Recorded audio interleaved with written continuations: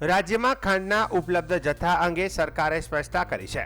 ગુજરાતમાં ખાંડની કોઈ અછત નથી। પ્રવક્તા મંત્રી જીતુ વાઘાણીએ જણાવ્યું હતું કે રાજ્યની 17 ખાંડ મિલોની પ્રતિદિન 17,800 ટન પીલાણ કરવાની ક્ષમતા છે। બજારમાં પૂરતા પ્રમાણમાં ખાંડ ઉપલબ્ધ છે। તેમણે વધુમાં ઉમેર્યું કે ખેડૂતોના ઊભા પાકને સુકાતો બચાવવા માટે સૌની યોજના અને સુજલામ સુફલામ યોજના હેઠળ પાણી આપવાનું ચાલુ રાખવાનો નિર્ણય લેવામાં આવ્યો છે।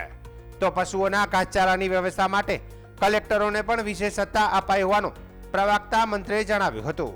રાજ્યની જનતાને રાજ્ય સરકાર દ્વારા જણાવવું છે કે આપણે ત્યાં 17 જેટલી ખાંડ મિલો પ્રતિદિન 73,800 પીલાણની ક્ષમતા ધરાવે છે।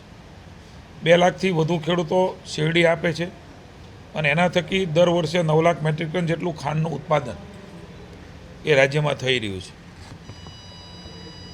હાલમાં ગુજરાતની ખાંડ મિલો પાસે 18 લાખ ક્વિન્ટલ જેટલો ખાંડનો જથ્થો 18 લાખ ક્વિન્ટલ જેટલો ખાંડનો જથ્થો ઉપલબ્ધ છે। માનનીય મુખ્યમંત્રીશ્રીના માર્ગદર્શન મુજબ રાજ્ય સરકાર દ્વારા સૌની યોજના અને સુજલામ સુફલામ યોજના મારફતે સૌરાષ્ટ્ર અને ઉત્તર ગુજરાતમાં નર્મદા આધારિત પાઇપલાઇન નેટવર્કથી જોડાયેલા તળાવો અને ડેમોમાં પાણી આપવાની કામગીરી એ શરૂ કરી દેવામાં આવેલી છે જ અને ત્યાં પાણી સતત મળતું રહે એટલે હાલ આ પાણી ચાલુ રાખવાનો નિર્ણય એ રાજ્ય સરકારે લીધો છે।